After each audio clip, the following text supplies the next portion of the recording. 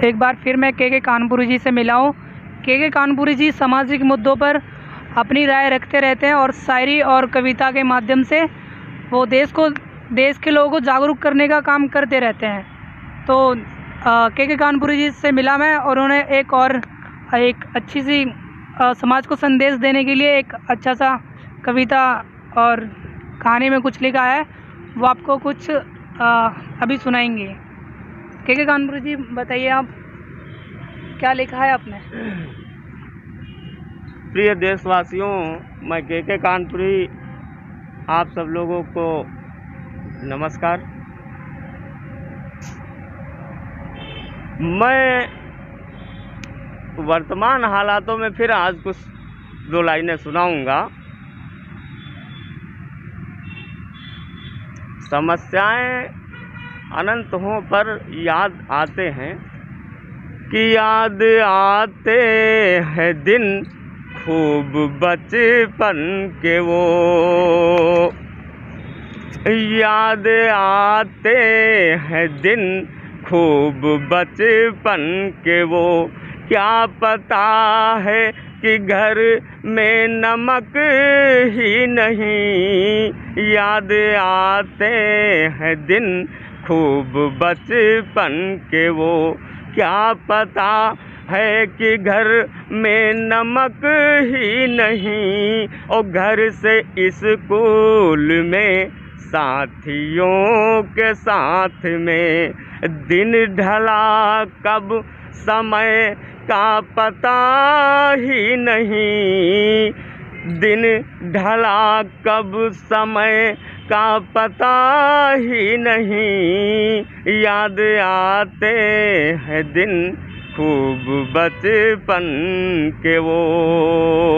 मौज मस्ती में कटता था अपना शहर, मौज मस्ती में कटता था अपना सफर।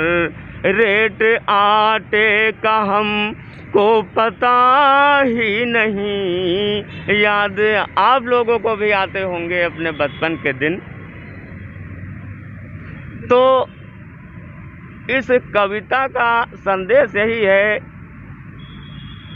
आज का जो हम नया जनरेशन देख रहे हैं, हम नेक्स्ट आने वाली पीढ़ी को कैसे क्या देंगे, ये दिमाग से प्रेशर डालो तो परे हो जाता है।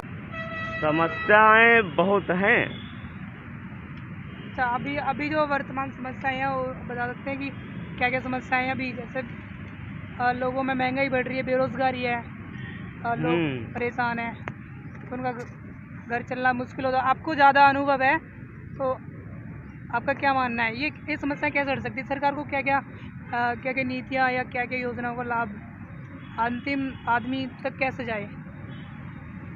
देखिए, ये इकोनॉमी डिपेंड करती है जब हमारा ग्रोथ, आप देख ही लीजिए। अब ये सारी समस्याओं का रीजन ओनली वन कोरोना के समय से ले आ जाए या इससे पहले 10 आप कोरोना के बाद तो कैलकुलेट आप कर ही रहो, हम आप देख ही रहे।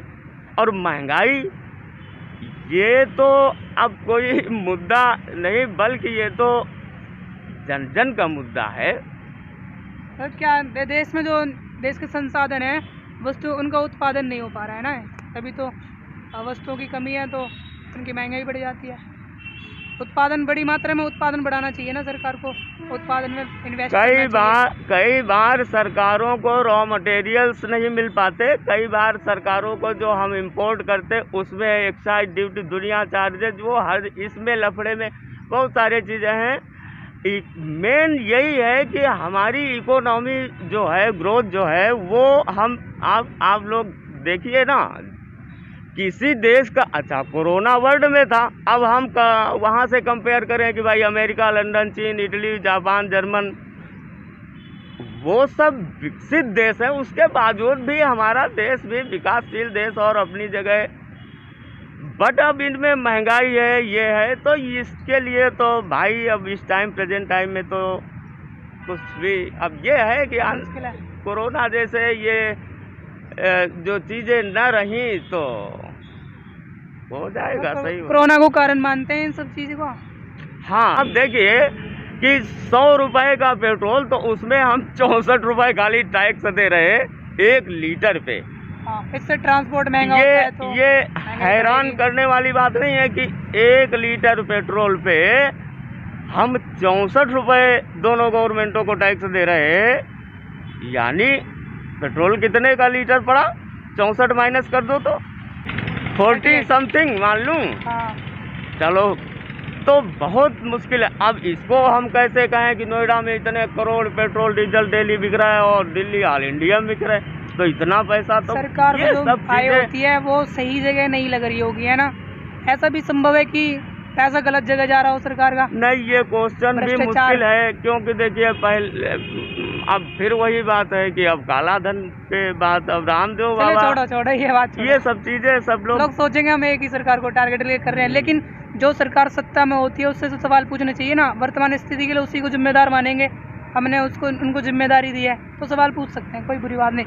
तो और एक और कि जो हमारा देश है ना, हमारा भारत का संविधान, उसमें एक राज्य के नीति निर्देशक तत्व होते हैं कि देश में, उसमें एक हिस्सा ये भी है कि संविधान सरकार को ये भी कहता है कि आप अपने देश में लोगों के बीच समानता स्थापित करने का प्रयास करें। मतलब अमीरी गरीबी में जो भेदभाव बढ़ रहा है उसको कम से कम किया जा सके, ऐसी नीतियाँ बनाई जाएँ, ऐसे कानून, ऐसी योजनाएं।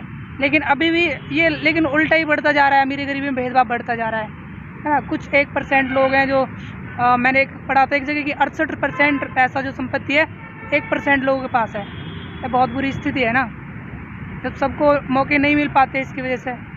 तो इसके लिए क्या आज तक ऐसा क्यों नहीं हो पाया? मतलब अमीरी गरीबी में भेदभाव बढ़ता ही जा रहा है, ख़त्म होने को नहीं है। किसी के लिए ये बहुत संघर्ष करना होता है। देखिए, ये सारे सवालों का क्वेश्चनों का आंसर मैं आपको एक बात पे दे रहा हूँ। आप बच्चे का एजुकेशन उसका वेरी मस्ट है। हाँ। आप बच्चे को उसका जन्मसिद्ध अधिकार है कि हर माँ बाप का यह ड्यूटी है कि अपने बच्चे को पहले शिक्षित करे, चाहे एक रोटी कम खाए। जब हर आदमी बात समझेगा,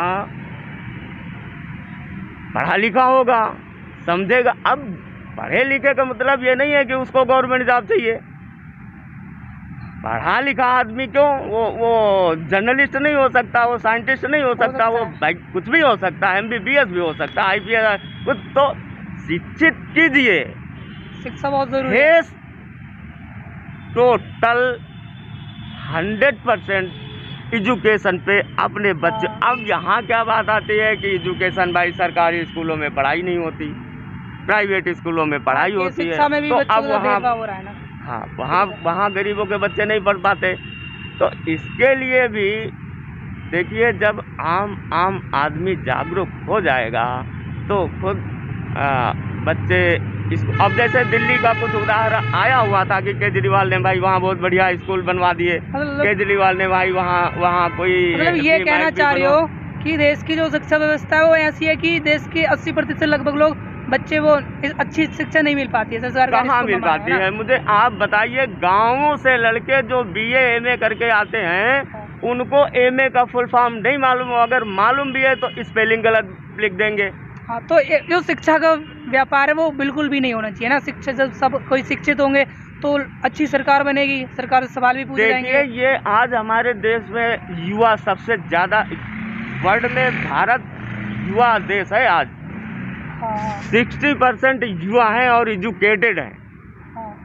अब वो सब लोग अपना देखिए, जब शिक्षित होंगे तो ज़रूर अपने पैरों पे खड़े हो जाएंगे। लगभग सारी समस्याएं शिक्षा से ही बिल्कुल।